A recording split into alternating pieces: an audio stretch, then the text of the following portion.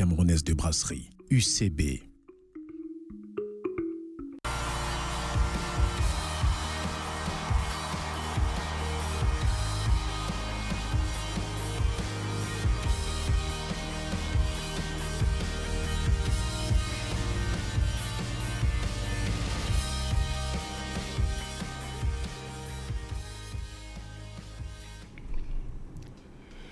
Bonsoir Madame, Monsieur, bienvenue à cette autre édition de Qatar 2022, la Coupe du Monde. C'est une autre journée sans football, mais nous sommes à la veille de cette rencontre qui va déterminer justement le troisième de cette 22e édition de la Coupe du Monde Qatar 2022.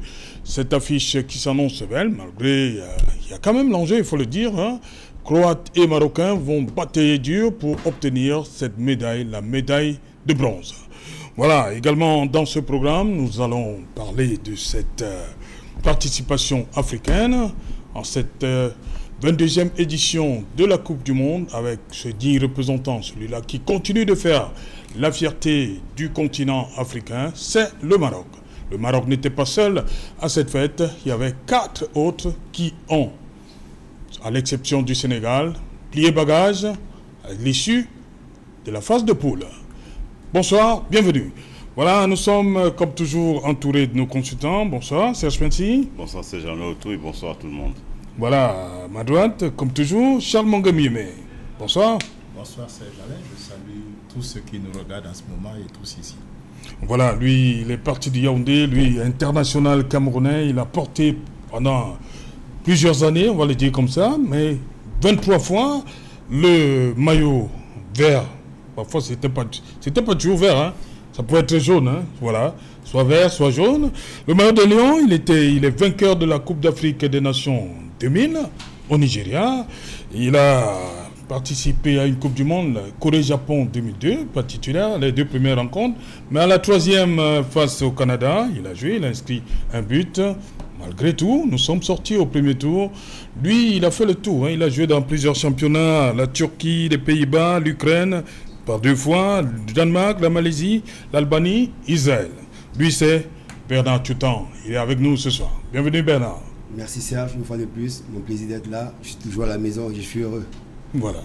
Bernard Tutan, champion d'Ukraine 2003 et 2005. C'est l'actualité, hein. On va revenir. Vous avez remporté la Coupe des Pays-Bas en 2000 avec Roda JC, voilà. Champion d'Ukraine 2003-2005. Lorsque vous regardez ce qui se passe en Ukraine aujourd'hui, ça vous inspire quoi comme commentaire? Tristesse. Beaucoup de tristesse parce que c'est un pays passionnant avec des gens vraiment qui ont la main au cœur.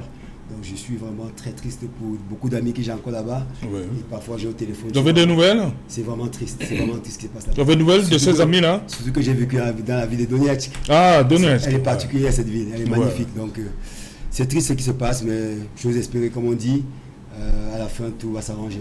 Ok. Voilà, Bernard Tutan, merci d'avoir accepté. C'est depuis plusieurs jours, hein, que nous travaillons pour cette invitation. Merci d'avoir effectué le déplacement.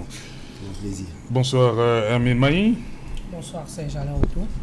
Bonsoir aux copanélistes et bonsoir à tous ceux qui nous regardent en ce moment et surtout un bonsoir particulier et véritable au coach Bernard Tutan.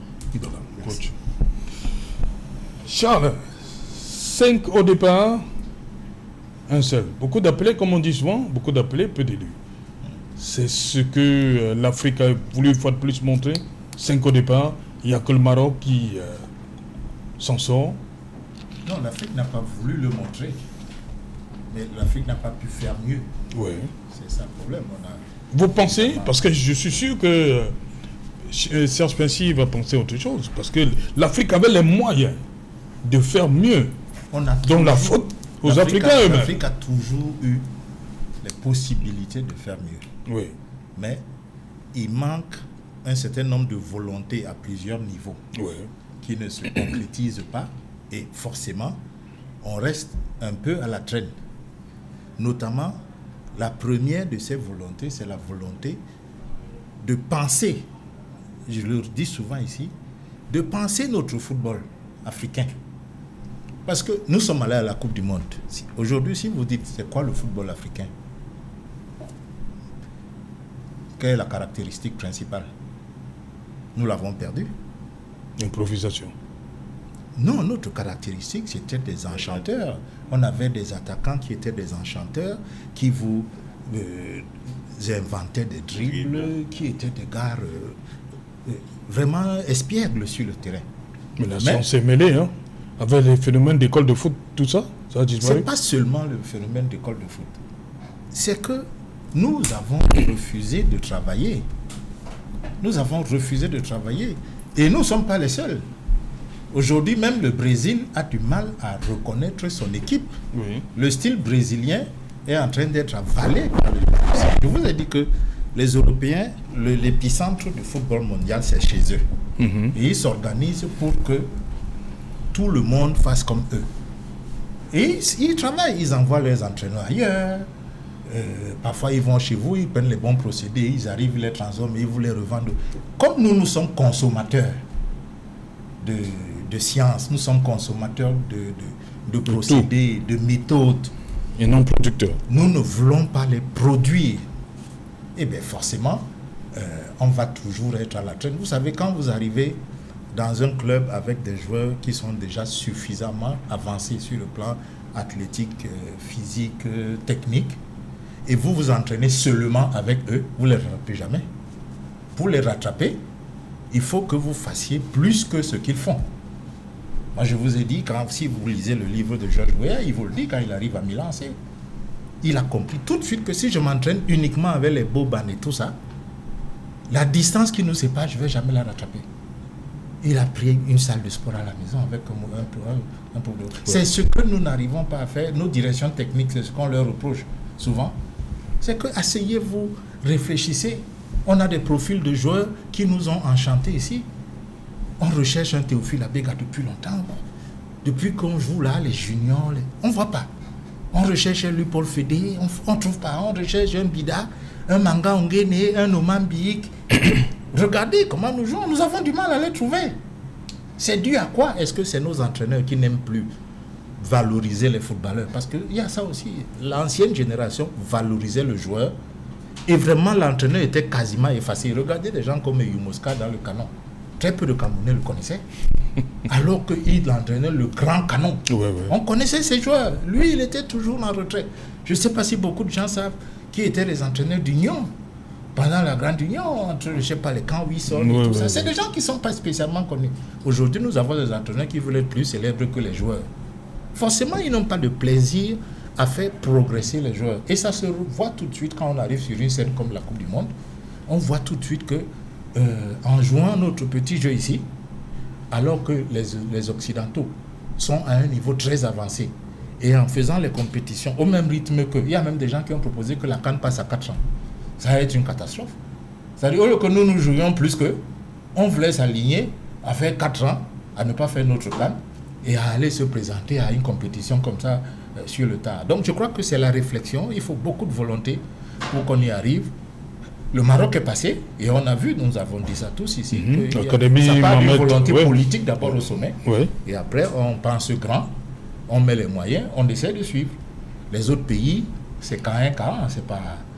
Et ça ne trompe pas, le terrain de jeu au niveau mondial, ça ne trompe pas. Ok. Bernard Tutan, pour on va dire comme ça, les 5 Africains, une seule fierté, on va le dire comme ça, le Maroc. Ça vous surprend? Non, pas du tout. Et je pense que je ne suis pas d'accord avec le fait que l'Afrique n'a pas produit. L'Afrique a produit un très beau football par rapport aux Coupes du Monde avant. Quand on a une Coupe du Monde avant, on faisait la figuration. Vous avez vu le Ghana jouer, vous avez vu le Cameroun jouer, vous avez vu la Tunisie jouer, vous avez vu le Maroc jouer. Vous avez vu toutes les équipes africaines au niveau football, ils ont posé du beau football. Vous ne serez pas surpris qu'aujourd'hui notre football est envahi par le football européen. C'est normal. 90% de nos joueurs jouent en Europe. Qu'est-ce que vous voulez demander aux joueurs? Ils s'entraînent avec ces gars tous les jours, ils jouent avec eux tous les jours. C'est normal qu'ils reproduisent le même football. Si vous voulez que nous ayons une autre façon de jouer, créons les conditions chez nous, dans nos championnats, créons les bons championnats. On prend l'exemple sur le Maroc.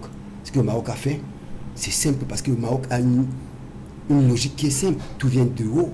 on veut implanter un système, on travaille dessus, volonté comme politique. les Allemands ont fait à l'époque, comme les Français ont fait depuis 15-20 ans, avec quelqu'un qui donne le là et tout le monde suit. Mais n'allons pas l'idée que même les joueurs marocains, 70% de l'équipe joue en Europe.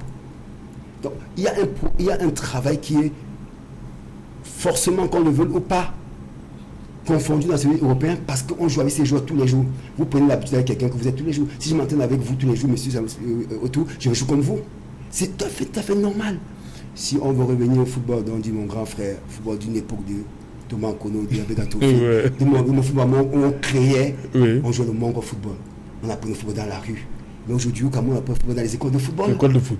Donc vous voyez que tout ce Qu'est-ce qui se passe donc? Pourquoi les résultats ne sont pas là? Alors tous ceux qu'on qui sont apprend. dans le football, dans les écoles de football, c'est ceux qui sont venus en Europe, qui sont venus de l'Europe et qui créent les conditions ici.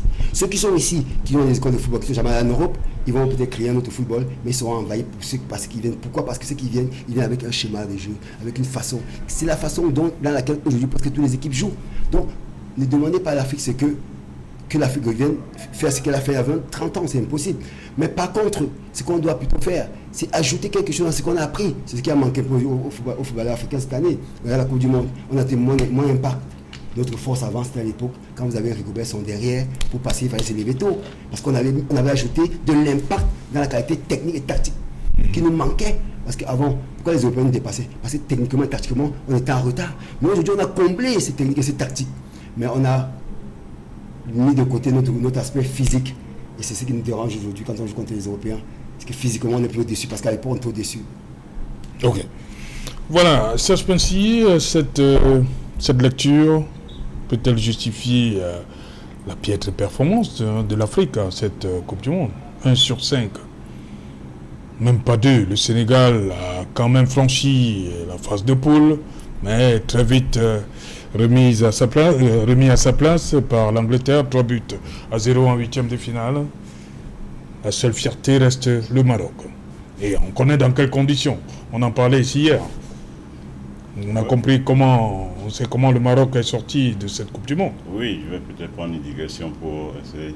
Est-ce qu'on peut seulement fabriquer du pain avec le blé? Non, du tout. Voilà. Donc, pourquoi on doit jouer comme les Européens? On n'a pas obligé de jouer, c'est le football. On a nos qualités, on joue de nos qualités. Moi, j'ai parcouru le monde entier pour savoir, quand tu vas chez les Brésiliens, la DTN au Brésil, on montre aux enfants comment Pelé jouait, quels sont les gestes de Pelé, Garrincha, Rivellino, Zico et tout. Ils connaissent l'histoire de leur pays, l'histoire du football. Quand vous voyez les Brésiliens faire ces gestes-là, ils les ont appris dans les écoles de football brésiliennes. Mais quand ils les apprennent, ils voient ce que Ronaldinho a fait avant. L'enfant d'aujourd'hui, il va voir ce que Ronaldinho a fait. Il va voir ce que Pelé faisait. Il va voir ce que Zico faisait, ce que Socrates, ce que Rivellino faisait, ce que Garrincha faisait. Mais nous, on ne fait pas ça. Tout ce qu'on fait, on doit travailler pour nous et nous, on est là, on pense qu'on va toujours faire du boulot pour nous. Mais si on fait du boulot pour nous, est-ce que vous avez hier, moi je peux peut-être emprunter les mots de Feu Tebayeni. Vous avez vu un pays qui s'est développé avec l'aide au développement? C'est impossible. Je rejoins Charles. Il faut de la recherche. Il faut qu'on travaille ici. Ça va prendre le temps que ça prend, mais il faut penser grand. Il y a des décisions à court terme, à moyen terme et à long terme. Mais le long terme, le moyen terme et le long terme qui doit nous rapporter quelque chose doit être pensé très bien et utiliser nos moyens ici. Pourquoi on ne peut pas reproduire des Abega? Quand je vois aujourd'hui Gavi et Pedri en Espagne, on a reproduit Iniesta et Xavi. Pourquoi nous on ne peut pas reproduire Bidarantes? Pourquoi on ne peut pas produire Feu et Jacques? Pourquoi on ne peut pas reproduire Tchoutan? Voilà, justement, j'allais justement dire que Bernard Tchoutan, c'était Emana Marco, le père, oui. Lengeya, Bernard Tchoutan, ils ont suivi les ailiers de race, comme disait souvent Abel Bengemoussi, oui. Ailiers de race. Oui, parce qu'on a refusé. C'était Bernard Tchoutan. Après les Tchoutan, il n'y en a plus. Lenguès, Amara Touré, Lenguès. Pourquoi on ne peut pas reproduire? Tout simplement parce qu'on dort. On dort et on attend que les autres nous aident. Vous savez pourquoi Est-ce que ce n'est pas le problème des écoles de football? Je sais pourquoi la génération 2000 là, ils gagnaient. C'est parce que les Européens nous ont aidés. Il y a les centres ici qui ont commencé, mais ils partaient à 15 ans, 16 ans. Donc ils terminaient pas leur formation ici. Ils arrivaient en Europe à 16 ans, ils continuaient leur formation. Et ils revenaient maintenant. C'est pas notre travail. Pourquoi ça se coupe, mais 2000, pourquoi ça plonge après? 2000 c'est quand même l'œuvre d'un homme, le chantre. Hein? Non, il vient récolter les trucs. Récolter quoi? Oui, le travail était il y a fait à la base. Le travail de UCB avec la KSA et l'école des Brasseries. Mais est-ce que ça suffisait? Oui, mais le travail pour la préformation des enfants était fait. Maintenant, après, il y a eu le départ de ces jeunes-là vers l'Europe. Quand Samuel Eto'o va à 16 ans au Real de Madrid, ça lui apporte un plus, puisqu'il continue sa formation. Il devient un joueur confirmé à quel âge? Je crois autour de 20 ans, 21 ans. Donc, il a encore fait sa formation là-bas. Et on a bien peaufiné sa formation, bien taillé tout, a bien arrangé pour produire le joueur qu'il est devenu. Mais imaginez-vous s'il était resté au Cameroun. On n'aurait rien fait. Parce que les conditions ici, il n'y a pas ces conditions. Il n'y a pas des gens qui veulent penser football. Et je l'ai dit toujours, on ne peut pas avoir un très bon football dans un pays qui a des problèmes d'énergie, d'eau et tout ça là, des problèmes économiques, des petits problèmes là, on ne peut pas avoir. Il faut d'abord régler toutes ces histoires-là, des stabilités politiques et tout, toutes ces histoires-là, on ne peut pas. Regardez, ça impacte sur le football? Oui, ça impacte sur le football, c'est impossible d'avoir. Donnez-moi un pays là qui est là en haut, qui est le Maroc. Vous voyez le Maroc c'est une puissance économique en Afrique. C'est l'un peut-être des plus grands pays en Afrique. C'est normal qu'il soit à ce niveau. Et le Cameroun, qu'est-ce que le Cameroun a à chercher là-bas? Il doit d'abord régler les petits problèmes, les problèmes qu'il a ici. Les gens ont des problèmes pour se déplacer, pour manger et tout. Donc, il doit d'abord régler ces problèmes-là. Voilà, Emile Maï, pour vous, qu'est-ce qui justifie cette contre-performance de l'Afrique à cette 22e édition de la Coupe du Monde? On va appeler ça contre-performance parce que peut-être on est, nous, assez dessus. Et parce qu'on sait effectivement... Quand je dis contre-performance, c'est qu'on attendait quand même à côté du Maroc, peut-être pas le Maroc, on attendait d'abord le Sénégal, le Cameroun et le Maroc. Les autres, bon, c'est discutable. Non, pourquoi pas? Le Sénégal d'abord parce que c'est la première nation. Voilà, champion d'Afrique. Au FIFA, justement. Oui, au ranking FIFA, oui. Champion d'Afrique, au vu également de son effectif, la qualité des joueurs de manière individuelle, la composante. Ça, on est clair là-dessus. Après, il y a des nations comme le Maroc, qui, de manière individuelle aussi, très bons joueurs, le Cameroun, la Tunisie, le Ghana, avec le travail de SAP fait par Otto. Mais après, on est dessus parce qu'on se dit, chez nous, on se dit toujours qu'on a du talent, on a du potentiel, mais il y a un hic qui coince. Il y a toujours un hic. Ce petit truc-là qui nous empêche un peu comme... On parle aujourd'hui de cette défaite du Maroc en demi-finale et on se dit il y avait de la place parce que voilà, le Maroc sur le plan de la production a carrément le dominé. Qui l'eût cru que Maroc-France, le Maroc a une grosse possession de balles, plus de 60% au-dessus de la France. Qui l'eût cru? Personne. Mais justement, ça part du fait qu'au-delà du fait que aujourd'hui de manière unanime, nous sachions que nous avons des éléments, nous avons des individualités, nous avons de la matière. Parce que c'est en ça même, s'il faut revenir sur le plan de l'Afrique pour parler de l'Afrique, c'est en ça même que l'Afrique possède de la matière. N'est-ce pas? Ils viennent ici puiser pour aller chez eux construire et développer. C'est ça, ils viennent ici puiser pour faire justement le grand club européen où on justement brasse de l'argent, où on vous met à un certain niveau. Et après, vous êtes obligé, des fois, de revenir jouer pour le pays que vous aurez choisi, parce qu'au-delà de ces problèmes de nationalité sportive et tout, il y a toujours justement la nationalité d'origine. Maintenant, les choix sont faits et selon le bon ressenti de chaque joueur, pouvoir jouer pour X, Y ou Z. Maintenant, le X, c'est où? Le X, c'est au niveau du travail. La structuration sur le plan local. C'est ça le problème. N'ayons pas peur de le dire. On va rentrer ici pour faire une sorte de globalisation, non. Le problème aux lumières, oui, c'est peut-être ça peut participer parce que si vous voulez avoir un centre qui soit électrifié, qui vous permette de travailler en nocturne, comme en Guillaume, il faut de la lumière, il faut de l'énergie, oui. Mais après, si on sait que c'est un manquement qui est le nôtre, on peut essayer de ménager pour faire en sorte que les grosses heures, justement, de formation, d'entraînement soient contenues dans l'espace où on est encore en diurne. On ne travaille pas. Et cet éternel, je suis fier parce que nous revenons pour parler de ça ici aujourd'hui. Ça fait au moins 4 ans que je parle de cette tricherie-là. C'est-à-dire ceux qu'ils ont fini de former, ils viennent de chez nous. Ils viennent de chez nous. Ils viennent de chez nous. Mais ils sont venus justement avec leur coup d'œil, ce que nous tous nous voyons. Ils ont pris, ils sont allés là-bas. Ils ont fait justement, ils ont produit tous ces grands joueurs. Et à un moment donné, ils nous les renvoient. Mais avec quel ratio? Quand bien même ils nous les renvoient, comment est-ce que nous les exploitons? Comment est-ce que nous les utilisons? Dans quel environnement nous les logeons? Vous pensez que c'est facile d'avoir quelqu'un qui a une hygiène de vie, un environnement sain? Vous le prenez, vous le ramenez dans ce que l'on vit en Afrique généralement, en ce qui concerne les regroupements, les sélections nationales. Vous croyez que c'est facile? C'est pas facile parce que le mec, il est déjà dans son environnement pro. Il a ses habitudes, il a ses attitudes, il connaît, tout est quadrillé, c'est bien organisé. Quand vous ramenez ici, vous n'aménagez pas. Vous voulez quel résultat? On ne travaille pas. Charles parle de l'époque de 90. Mais c'est bien que l'on prenne cet exemple.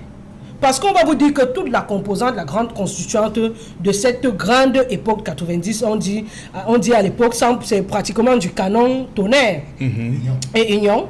Voilà, canon tonnerre et Union qui constituent l'équipe nationale avec de très bons résultats, de très très très grands joueurs.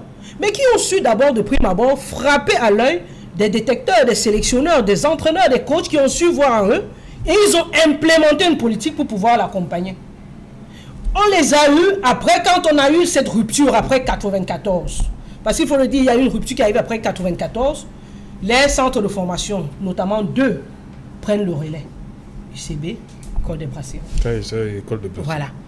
Ils nous produisent ce qu'ils nous produisent. On s'en glorifie. On est content. On peut vous réveiller à 18h. Non, on ne glorifie pas, on s'en glorifie. Il y a eu les résultats. Oui, on a quand même deux coupes. Justement, on s'en glorifie. C'est pour ça que je dis, puisqu'on peut vous réveiller à 18h, Serge Alain. On a eu des bons résultats. 2 Coupes d'Afrique des Nations. Serge Alain, on peut vous réveiller. Serge Alain, on peut vous réveiller à 18h. Vous donnez le 11 entrants du Cameroun avec les 3 remplaçants. C'est-à-dire, ceux qui vont rentrer. Oui. Donc les 3 remplaçants, vous donnez les 3 qui vont rentrer. Attends, Émile Maï, attendez. Maintenant, là, vous ne pouvez pas donner avec les remplaçants. Comment vous dites non? Je dis non. Je dis non. On peut vous réveiller à minuit. Vous ne savez pas que Bassoko vous peut entrer? Vous ne connaissez pas l'équipe type du Cameroun? Vous ne savez pas qui doit entrer? Vous avez vu à la CAN? Serge Alain. Qui entrait très souvent? Serge Alain. Si aujourd'hui on phagocyte l'esprit des Camerounais. Non, ce n'est pas phagocyté. On vous force à l'acceptation d'un certain nombre de choses. Qui force? Ceux qui sont au devant de la chose. Ceux qui aujourd'hui ont la lourde et la grosse responsabilité de gérer justement notre football et notamment nos différentes sélections. Oui. C'est-à-dire qu'ils vous habituent que si tel sort tel entre. Mais ça, à l'époque, quand vous dites que mais c'est pourquoi je dis que vous savez maintenant quand on vous dit tel sort tel entre, c'est à l'ordre du mérite. Maintenant, c'est l'ordre de quoi? Ils seuls eux pourront nous dire. Et on espère un jour avoir justement des rendus pour que l'on puisse nous expliquer un certain nombre de choix. Pour que l'on nous propose. Mais le sélectionneur sait pourquoi il a dit, non? Oui, il sait. Voilà. Qu'il nous convainc. C'est ça le problème. Comment? En nous expliquant simplement. En nous expliquant. C'est tout. C'est tout ce que l'on veut. Et que l'on essaye de peser justement le pour et le contre. Quand je vous dis que tout le monde sait. Si vous faites un micro-trottoir là, vous dites que parce qu'on rentre dans un match de football, vous pensez que les Camerounais peuvent accepter ça? Mais à un moment donné, ils sont résolus à c'est parce qu'ils se disent que bon, on sait que c'est comme ça qu'ils font, on va faire comment? Mais normalement, c'est elle qui doit entrer. Pourquoi non? Mais c'est pas vous le sélectionneur. C'est pas nous. Alors, mais tout le monde voit. Vous voyez quoi? Tout le monde regarde les matchs de football à l'international. Tout le monde voit à un moment donné comment l'équipe nationale du Cameroun évolue. Et justement, quand je parlais de cette aide qui arrive avec, après 94, avec cette génération dorée qui a pratiquement tout gagné, celle qui nous a éblouis et qui continue de nous qui continue de nous faire rêver. Mais là, alors après 2000... Il n'a pas tout gagné, hein. 2000... Il a gagné le Coupe du Monde. Hein. Bon, à notre niveau, voilà. Non, mais vous négligez la médaille olympique. Elle n'est même pas allée au second tour. Alors là, non, vous négligez la médaille olympique. Ne négligez pas. Alors, comment vous... Ce sont les Jeux olympiques. Vous négligez la médaille olympique. La Coupe du Monde, ils ne sont pas allés au second tour. Vous négligez la médaille olympique, c'est spécifique? Ce n'est pas la Coupe du Monde. Et c'est rien pour vous, l'ami Non, médaille je n'ai olympique? pas dit que c'est rien, mais dit que c'est pas la Coupe du Monde. Ils ne sont pas allés au second. Je parle en français, j'ai dit on a pratiquement tout gagné. Ah oui, pratiquement, ok, merci. Regarde, Daniel a tout Donc si on ne gagne pas la Coupe du Monde, si on ne gagne pas la Coupe du Monde, on aura non, rien mais fait. quand même, ces gars, ils avaient le talent, mais ils étaient tellement désordonnés qu'ils n'ont pas pu gérer leurs émotions quand ils arrivaient en Coupe du Monde. Serge Pensy, vous avez dit, vous croyez Oui. qu'avec ce qui se passe là, on pouvait gagner? Vous avez parlé du cas du Maroc. Les Marocains aussi sont désordonnés, c'est pourquoi ils sont sortis? Non, face à la France. il y a des limites. Voilà, Il y a des pourquoi limites. vous... Mais cette équipe de 2000, 2002, Oui, c'était minimum, avec le talent, tout ce qu'ils avaient, c'était minimum demi-finale de Coupe du Monde. Les ordres venaient d'où? Hein? Minimum demi-finale de Coupe du Monde. ok. Mais oui, Oui, cette équipe justement, Bernard, vous avez joué, vous avez gagné la Coupe d'Afrique des Nations 2000. Et comme tout le monde sait, hein, la génération dorée nous a donné ces deux CAN 2000-2002. Mais on l'attendait à Corée-Japon 2002, malheureusement. Premier tour. La grande déception. Il y a une chose d'abord que je suis pas d'accord parce que quand vous dites que on doit régler d'abord nos problèmes pour espérer gagner, je vais vous dire que je crois qu'on a gagné 5 Coupes d'Afrique des Nations avec des problèmes. Ouais. Ça, c'est pas possible. On a gagné une Coupe d'Afrique des Nations avec des problèmes dans ce pays. 5 Ouais. Coupes d'Afrique des Nations avec des problèmes Ouais. de lumière, de tout ce qu'on connaît. Donc, je vous dis une chose. Monsieur Serge Pensy, vous avez tendance à dire des choses qui peuvent être vérifiées ou pas. Moi, j'ai dit une chose qui est simple. Le Brésil, qui est aujourd'hui, qui a toujours été un procureur de footballeurs, a toujours eu des problèmes. Le Brésil, il y a les fadelas partout, ils ont des problèmes de manger, mais ils ont surtout des bons joueurs. Pourquoi ils ont été bons? Parce qu'ils avaient faim. Pourquoi ma génération était une génération dorée, comme vous appelez? Mais vous vous trompez en disant que c'était les brasseries. La génération dorée, je vous dis bien, c'est Manga Ongene. Ma génération 93 en Coupe d'Afrique des Nations, Valide Maurice en Oui. Partout, il faut bien là, tu vois, Robert feu. Coupe du Monde junior, ouais. C'est Manga Ongene Ouais. qui forme cette équipe qui arrive jusqu'en 2001-2002. C'est Manga Ongene. J'étais junior avec les Gobert son feu. Regardez tout le monde, tous ceux qui ont joué en 2000, 20% à 30% étaient l'équipe de Manga formé. Ouais. Donc on avait à l'époque des gens qui pouvaient donner un sens au football. Mais parce que d'abord, nous, on était les enfants du monde au football. On faisait le sucre, on jouait le football de la rue. On avait des éducateurs qui étaient des passionnés. Aujourd'hui, ce qu'on doit faire, on doit mettre l'accent. Ce que vous dites n'est pas tout à jeter, c'est vrai. On doit mettre l'accent sur le football jeune. Et je pense qu'on ne peut pas demander à une équipe qui a depuis 1 an de faire ce que les gens n'ont pas fait depuis 30 ans. Nous ne nous voyons pas à la face. J'ai tendance à penser que dans ce Cameroun, c'est ce qu'on nous fait croire depuis un moment. C'est pour ça que je n'arrive pas à comprendre qu'on demande à une équipe qui a depuis 1 an de faire ce que les gens n'ont pas fait pendant 15-20 ans. C'est impossible. Bernard Tutan, Oui, le problème des Camerounais ce soir, oui, nous avons la chance de vous avoir. oui. Vous avez suivi Armin tout à l'heure. Oui. On a vu une équipe du Cameroun face au Brésil. Oui. Cette équipe sortait d'où? Dites-nous sincèrement. Je veux que les Camerounais Ces comprennent. joueurs-là sortaient d'où? Je veux que les Camerounais comprennent une chose. Oui. J'ai la chance d'avoir un sélectionneur que je connais très bien depuis 30 ans, Rigobert Song. C'est un ami, c'est un frère. Quand on va dans une Coupe du Monde, surtout que cette Coupe du Monde, elle n'est pas préparée, n'oublions pas. Cette Coupe du Monde n'est pas comme les autres. Tu n'as pas un demi de stage comme Nippon Yachi a eu en 90. Oui. Parce que 2 mois de stage, tu n'as pas. Donc il y a un problème de Donc, il y a préparation. un problème de préparation. Quand tu vas en Coupe du Monde comme celle-là, tu parles des hommes sûrs. Avec les hommes sûrs, ce que tu as avec qui tu as établi là, c'est avec qui tu as eu quelques matchs avant quand tu prends l'équipe. C'est ces joueurs d'abord que tu mets en avant parce que au moins eux tu connais. Et maintenant tu renforces avec la jeunesse. Le petit Bossé qui arrive, le petit vous qui arrive. Ouais, Christophe. C'est Rigobert Song qui va, il me dit celui-là c'est mon futur. Mais quand tu vas en Coupe du Monde, tu commences à les gens sûrs d'abord parce que tu sais que les jeunes, c'est une Coupe du Monde quand même. Tu commences pas d'entrer à lancer les jeunes. Moi je dis que je pense. Koulou, c'est sûr. Je dis et je répète que aucun joueur de la sélection du Cameroun n'a été sélectionné par quelqu'un d'autre que Rigobert Song. Oui, mais je dis Koulou, c'est sûr. Koulou c'est sûr et certain. Ah bon? Je vous dis et je vous donne l'idée pourquoi Koulou. Parce que beaucoup de gens ne savent pas. Koulou c'est un leader des vestiaires d'abord. Et vous savez que dans cette équipe, il y a toujours des problèmes des vestiaires. Donc quand tu fais revenir Bernard, quand on est leader de vestiaire, est-ce qu'on est appelé automatiquement à jouer, à être titulaire? Non. Voilà. Et là, je peux vous dire une chose. Moi, j'étais surpris qu'il joue. Ok. Je ne vous cache pas. Parce que moi, je pensais que quelqu'un d'autre allait jouer. Mais si le sélectionneur qui vit avec les joueurs décide qu'un Koulou, qui est un leader des vestiaires, qui est un joueur qui a vécu dans les Coupes du Monde, qui peut apporter quelque chose aux jeunes, certainement il vit avec ces jeunes. Moi, je suis de ceux qui pensent que...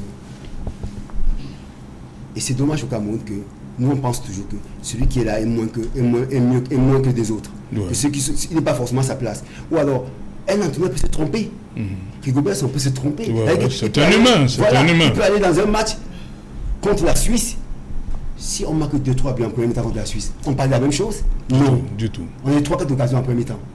Si on marque, on n'a pas la même chose. Et moi, je lui ai dit, l'erreur que tu fais sortir, tu prends en deuxième mi-temps. Tu dois le garder. Mais il a ses vérités que lui seul y vit. Donc, ne nous arrêtons pas sur le détail. Si on marque contre la Suisse, on ne parle pas de la même chose. Contre la Serbie, j'ai cru entendre par quelqu'un qui est dans une chaîne de télévision que le match contre la Suisse, le match contre la Serbie, c'était pas Rigobert qui avait fait l'équipe, c'était Samuel Eto'o. Mais qu'est-ce qu'on raconte? Rigobert Song, vous connaissez très bien qui est ce monsieur Rigobert Song. C'est pas quelqu'un à qui on peut dicter les choses facilement. Peut-être les gens ne connaissent pas. La preuve, si on lui dictait les choses, l'affaire on n'en sortait pas. Si on dictait à Rigobert Song les choses, on en a resté dans ce groupe. Donc on ne peut pas dire tout et son contraire. Moi je suis persuadé que parlons, je dis toujours aux gens, parlons technico-tactique. Ou bien les hommes. Le premier cas, quand on parle des hommes, on ne parle pas de la tête tactique. Tous ces coups du monde, tous les plateaux que j'ai regardés, Eto'o sont. Jamais l'aspect tactique. Ce qui nous a manqué dans cette Coupe du Monde, je vous le dis et je vous le répète, c'est le collectif qui nous a manqué. Si contre la Suisse on fait une passe, si Mbombo fait la passe à Tchoupo, il marque. Si tu peux faire la passe à Tchoupo, il marque. On n'est pas la même chose. Il nous a manqué un peu l'esprit collectif en premier match contre la Suisse. Le match contre la Serbie, on fait mais moi j'ai dit à certains joueurs que j'ai eu, mais vous faites c'est une faute professionnelle que vous faites.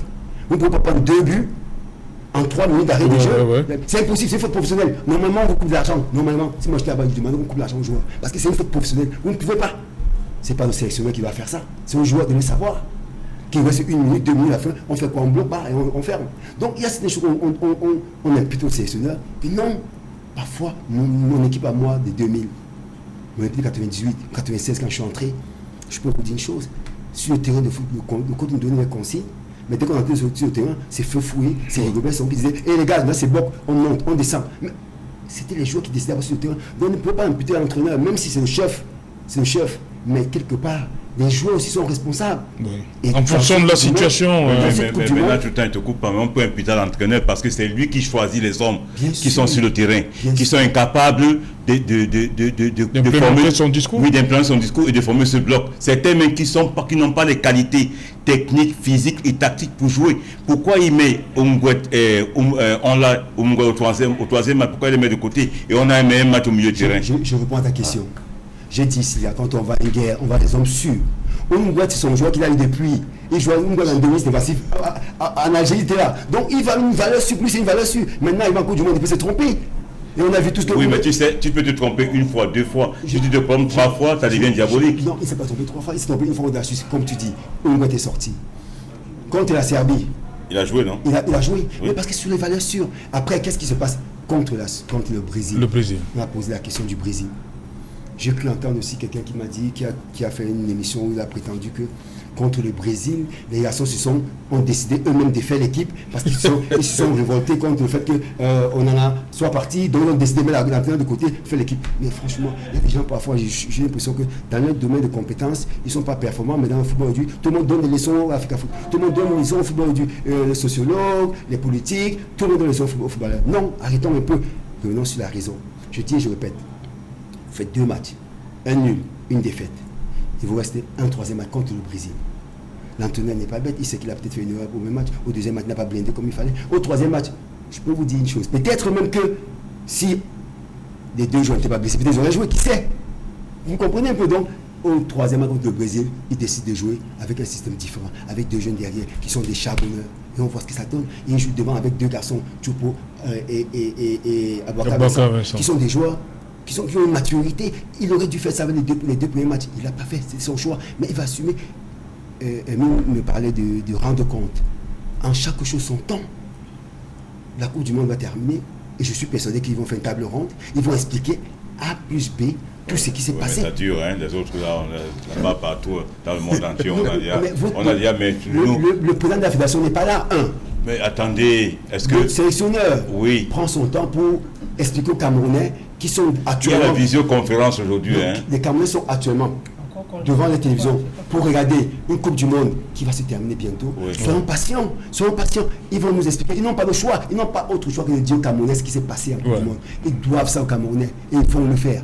Et s'ils ne font pas, on serait plein et dire non, vous devez le faire. Vous devez vous rendre compte. Vous devez parler de l'affaire Onana. Qu'est-ce qui s'est passé exactement? On a parlé de l'affaire Onana. Lui, le boss n'a pas parlé de l'affaire Onana. Quel boss? Qui disent encore quoi? Quel boss? Robert n'a pas parlé de l'affaire Onana. La vidéo, il parle de la vidéo. Si, justement, je profite de cette occasion parce que j'ai suivi justement sur ce plateau où tu me permets de tutoyer, où tu laisses entendre que Rigobert aurait laissé fuiter cette vidéo. Ainsi, de grâce, parfois, quand on dit des choses, posez-vous la question de savoir ce qu'on dit, quel impact ça parle. Rigobert est dans son bureau chez lui au Cameroun, dans son bureau. Il reçoit son grand frère qui vient avec son fils à lui, qui joue au football. Dans la cause, il y a son fils qui parle à son fils de football, qui dit à son fils, en matière de discipline, fais attention. Il tombe sur le cas Onana. Donc il explique au fils de son grand frère que quand tu joues au football, il faut respecter ton sélectionneur, il faut respecter ton entraîneur. C'est comme ça qu'il tombe sur le cas Onana. Il explique. Derrière, il y a 3 jeunes qui sont les enfants de son fils, le fils de son frère qui sont là derrière, assis, et qui filment. Dans le bureau. Mais c'est lui. Non, je demande dans le bureau. C'est dans son domicile, c'est pas dans son bureau, c'est dans son domicile. Le bureau, c'est un bureau ouvert alors. Je vous dis, je répète que Rigobert serait assis avec son grand frère et son fils. Assis derrière 3 petits garçons qui sont venus à l'office de son frère. Oui, ils sont assis le derrière. neveu de Rigo. Est-ce qu'il peut imaginer ce second que les enfants vont filmer? Il ne peut pas imaginer. Et qu'est-ce que Rigobert s'en dit? Ce que Rigobert s'en dit, je vous dis ici, 10 000, 20 000, c'est exactement ce qui s'est passé. J'ai tout entendu dans les plateaux de télévision. J'ai entendu comme quoi notre petit frère, Onana, aurait contesté les choix du sélectionneur. C'est pour ça qu'il est parti. Vous êtes sérieux? Non, mais d'abord, une des choses d'abord. C'est vous qui avez. C'est votre journaliste retraité qui Jamais. Qui donne la version du Qatar. Il n'y a pas de journaliste retraité, c'est un journaliste, qu'il soit retraité ou pas. Et d'abord, il donne une version peut-être qui est erronée, peut-être parce qu'il ne sait pas. Moi, je vous dis une version qui est claire, qui est simple. Rigobert aura l'occasion de se justifier, d'expliquer aux Camerounais. Mais je peux vous dire, ce que je vous dis, c'est ce qui s'est passé. Beaucoup de gens confondent les choses. Quand vous dites que vous êtes ce qui s'est passé, je parle, oui, mais si je me trompe, je parle au nom d'un ami qui est un sélectionneur, qui est mon ami, et qui me dit, voilà ce qui s'est passé, c'est ça. Ce que j'ai dit, c'est ce qu'il va dire dans quelques jours. Je me permets même de dire, alors je ne vais même pas le faire, mais je me permets, parce que j'ai tout entendu. Et comme vous avez dit que cette vidéo a fuité, je vous dis non, c'est pas vrai. Le Robert, on n'a pas été à faire fuiter. Qu'est-ce qu'il gagne? Qu'est-ce qu'il gagne? Pourquoi on a un autre petit frère nous dit pas ce qui s'est passé? Parce qu'il sait très bien que c'est passé. Il n'y a pas deux choses.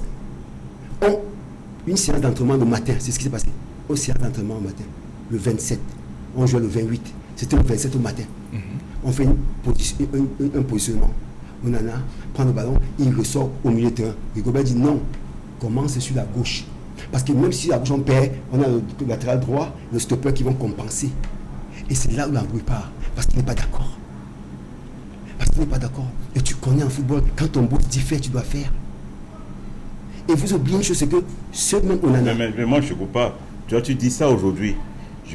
Est-ce que tu avais repris le président de la FECAFOOT quand il avait dit dans une chaîne de télévision que Guardiola lui l'avait appelé pour lui dire que, écoute, tu dois faire comme ça, tu dois courir par là, tu dois courir, et il t'attend s'il te plaît.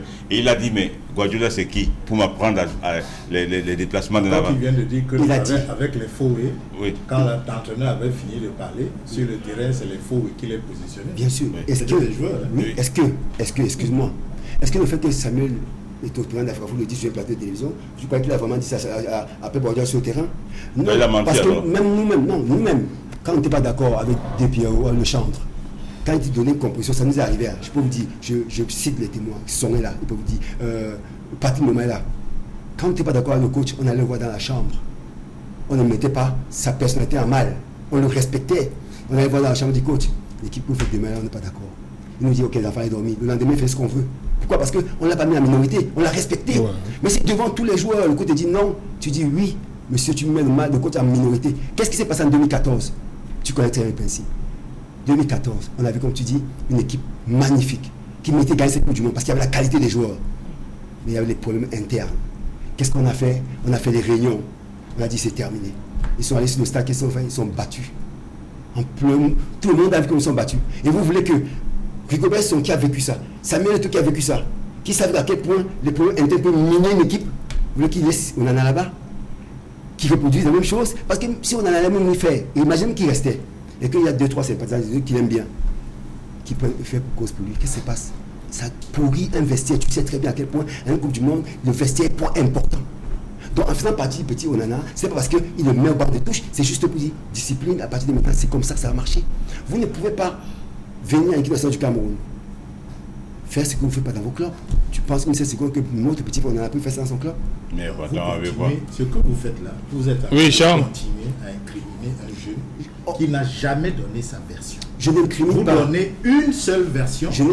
et à chaque fois, vous êtes en train de dire que c'est le joueur. Bernard, permettez à Charles de dire. Respect au sélectionneur qui est. Donc, quand on manque de respect au sélectionneur, ça veut dire que forcément, on n'est pas bien éduqué. On a tout entendu sur le joueur. Il n'a jamais rien Monsieur dit. Mouniami, Il y a des instances. Je dis et je répète. Il n'y a que- plus de code disciplinaire Je dis et je dans les répète. Lions. Je dis et je répète que vous dites que parlez de manque de respect. Je vous dis tout simplement que vous êtes là, vous êtes éducateur. Quand vous dites à un enfant stop, il dit il stop. Mais maintenant, vous me parlez de discipline. Bon, imaginons qu'il y a une co-discipline. En Oui. équipe, on est en Coupe du Monde. Il s'est mal comporté. On dit quoi? On donne un blâme. Non. On fait quoi? On écarte du groupe. Le sélectionneur ne peut On qu'écarter. le carte du ou groupe. bien on le renvoie? Attends, si tu l'écartes du groupe comme tu as fait en 2014 et que tu vas tout régler. On a écarté qui en 2014. Non, en 2014, on a tout le monde, on a fait une réunion.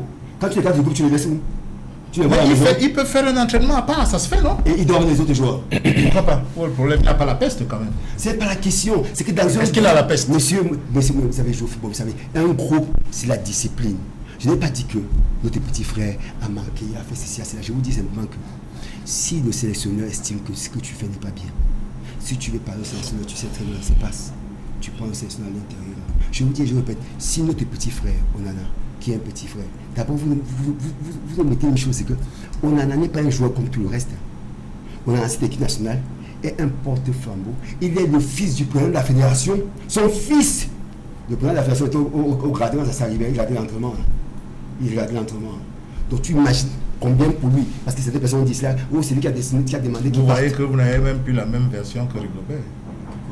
Parce que Rigobert a dit qu'il a allé lui dire, il était dans les Je gradins. vous dis, Comment il est dans les gradins voilà ce que les Roubaix ont dit. et le J'ai dit, Onana voilà, lui dit, voilà ce que va, non. après l'entraînement, Voilà, il c'est- va dire son à son père en pensant que son père va allait faire quelque chose. Prêtez-moi de l'argent, C'est ce pas qu'il les a mots. dit. Non, il a dit ceci.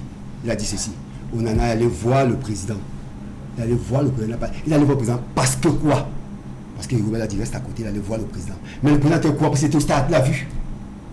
Il était là, il a vu. Donc quand il allait voir le président, c'était pourquoi? Mais il n'a pas entendu. Mais il a bien dit que parce qu'il cause tout le temps avec le président, il pensait que. Moi, ce que Non, je veux c'est dire, pas- c'est pas qu'il pensait. ce c'est que je veux dire en c'est réalité, normal, c'est une réaction normale. Ce que je veux dire en réalité, c'est que ce que vous, qui êtes à la FECAFOOT, faites n'est pas une bonne chose. Comme quoi?